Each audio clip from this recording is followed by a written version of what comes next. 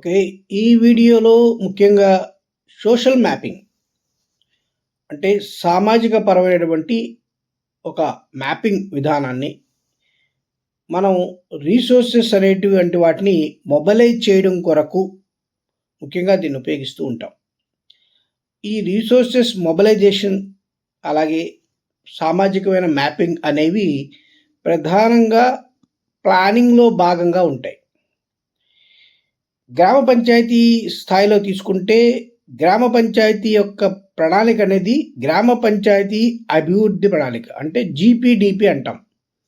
ఇటువంటి ప్రణాళికలు చేసేటప్పుడు అలాగే డిజాస్టర్స్ వచ్చినప్పుడు ముందుగా డిజాస్టర్కి మనం ప్రిపేర్డ్నెస్ ఎలా అవ్వాలి అనే అంశాల విషయంలో కానివ్వండి, ఎటువంటి ప్రణాళికలు అవసరమైనప్పటికీ కూడా వాటి పట్ల వాటిలో ఖచ్చితమైనటువంటి స్పష్టత ఉండాలంటే క్షేత్రస్థాయిలో ఉండేటువంటి వాస్తవ పరిస్థితిని మనం ముందుగా తెలుసుకోవాల్సి ఉంటుంది. లేకపోతే పూర్తిగా మనం అంచనాల మీద మాత్రమే ఆధారపడి ప్లానింగ్ చేస్తే అది ఊహల్లో ఉండే అంశంగానే ఉంటుంది తప్ప వాస్తవంలో విజయవంతం కాదు. అందుకొరకు కొన్ని ప్రత్యేకమైన ప్రాక్టీసెస్ ఉన్నాయి. ట్రాన్సాట్ వాక్ అంటారు. అంటే క్షేత్రస్థాయిలో అందరూ కలిసి తిరిగి నడిచి వెళ్ళి తిరిగి అన్నిటినీ క్షేత్రస్థాయిలో ఉన్నటువంటి అంశాలు పరిశీలించి ప్రజల ద్వారా అన్ని విషయాలు తెలుసుకోవడం. అలాగే సోషల్ మ్యాపింగ్ అంటారు. సోషల్ మ్యాపింగ్ అంటే సామాజికంగా ఉన్నటువంటి పరిస్థితులన్నిటి మీద అవగాహన ఏర్పాటు చేసుకునేటువంటి కొన్ని ప్రాక్టీసెస్ చేస్తూ ఆ ప్రాక్టీసెస్ ద్వారా మనం ఒక స్పష్టమైనటువంటి ప్లానింగ్కి ముందుకెళ్ళడం.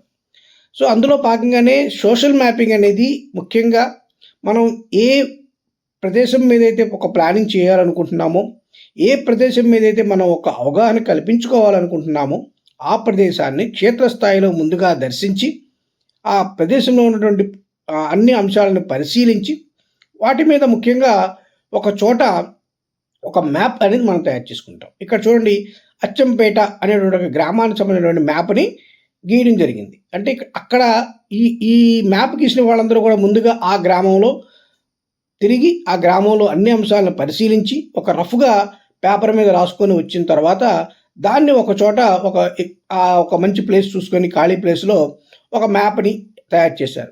ఈ మ్యాప్లో అక్కడ ఉన్నటువంటి సామాజిక పరిస్థితులు, అలాగే అక్కడ ఉన్నటువంటి సదుపాయాలు, అలాగే అక్కడ ఉన్నటువంటి ఇన్ఫ్రాస్ట్రక్చర్స్, అక్కడ ఉన్నటువంటి గ్యాప్స్, అక్కడ ఉండేటువంటి సమస్యలు ఇవన్నీ కూడా ఈ మ్యాప్లో ప్రతిబింబించేలాగా ఈ మ్యాప్ అనేది సిద్ధం చేసి ఈ మ్యాప్ తయారు చేసిన తర్వాత దీని మీద అనాలిసిస్ చేస్తారు. ఓకే, ఇక్కడ ఇది ఉంది కానీ ఇక్కడ ఇది కావాలి, ఇక్కడ ఇది ఉండడం వల్ల సమస్య ఉంది, ఇక్కడ ఇది ఉండడం వల్ల లాభం ఉంది, కాబట్టి ఈ సమస్య తీరేలాగా మనం ఇక్కడ కేటాయింపులు జరపాల్సి ఉంటుంది, అలాగే ఇక్కడ ఈ పనులు చేపట్టాల్సిన అవసరం ఎంతైనా ఉంది అంటూ అక్కడ ఉన్నటువంటి అంశాల ఆధారంగా అనాలిసిస్ చేస్తారు. దాన్ని సిచ్యువేషనల్ అనాలిసిస్ అంటాం, స్థితిగతుల అనాలిసిస్.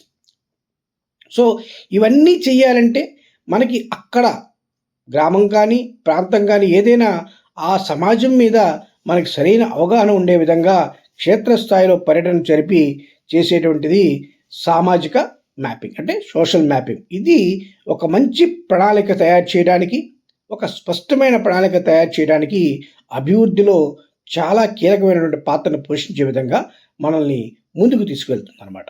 సో కాబట్టి మనం చేసే ఏ ప్లాన్ అయినా ఆ ప్లాను సోషల్ మ్యాపింగ్ ద్వారా లింక్ అయినప్పుడు ఇలా ఒక చక్కని ఫలితాన్ని మనకి అందిస్తుంది. ఆ విధంగానే గ్రామ పంచాయతీ అభివృద్ధి ప్రణాళికలు చేసే ముందు ఇటువంటి సామాజిక పరమైన అవగాహన కొరకు ఖచ్చితంగా ఒక సోషల్ మ్యాప్ అనేది మనం ప్రాక్టీస్లో చేసి తీరాల్సిందే. ఆ విధంగా మనం ఇక్కడ సోషల్ మ్యాపింగ్ ద్వారా 3 పాయింట్లు తెలుసుకోగలుగుతాం. ఒకటి, అక్కడ ఉన్నటువంటి సామాజికమైనటువంటి స్థితిగతులు, సిచ్యువేషనల్ అనాలిసిస్ చేయగలుగుతాం.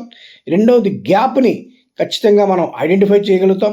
ఈ రెండింటి ద్వారా ఎక్కడ ఏ రీసోర్సెస్ అనేవి కేటాయించాలి అంటూ ఆ ప్రాంతాలలో ఉండేటువంటి రీసోర్సెస్ మొబిలైజేషన్ కూడా మనం పూర్తి స్థాయిలో అర్థం చేసుకోవడానికి ఈ సోషల్ మ్యాపింగ్ అనేది చాలా కీలకమైన పాత్ర పోషిస్తూ మంచి అభివృద్ధిని అందించడానికి ఉపయోగపడుతుంది.